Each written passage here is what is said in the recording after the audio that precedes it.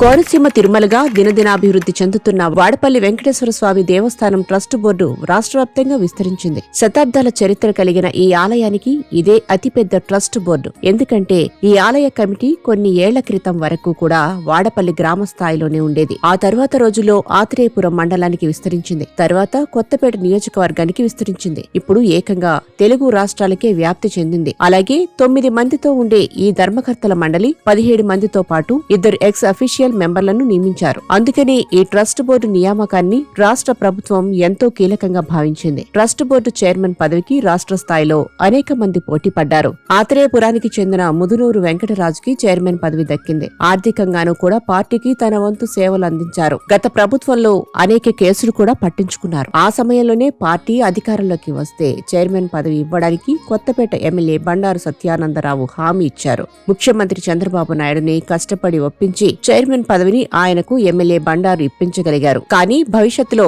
Chairman పదవి స్థానిక నేతలెవరికీ దక్కదనే అభిప్రాయం సర్వత్రా వినిపిస్తోంది. ఈసారి ట్రస్ట్ బోర్డులో ఒంగోలు, కృష్ణా జిల్లా పామర్రు, పశ్చిమ గోదావరి జిల్లా ఆచంట, పాలకొల్లు, కాకినాడ జిల్లా పెద్దాపురాలతో పాటు తెలంగాణ ప్రాంతానికి చెందిన ఒకరికి స్థానం కల్పించారు. మొత్తం 17 మంది సభ్యుల కమిటీలో చైర్మన్ తో పాటు 14 మంది టీడీపీ వారు కాగా జనసేనకు 2, బీజేపీ ఒకరికి అవకాశం ఇచ్చారు. అలాగే దేవస్థానం అర్చక విభాగం నుంచి ప్రత్యేక ఆహ్వానితులుగా వాడపల్లి సుందర శేషావతారంను నియమించారు. మరొక ప్రత్యేక ఆహ్వానితులుగా మత్స్యకార సామాజిక వర్గం నుంచి వానపల్లికి చెందిన మనకపల్లి త్రిమూర్తులను నియమించారు. రోజు రోజుకి ఆలయం భక్తుల్ని ఆకర్షిస్తోంది.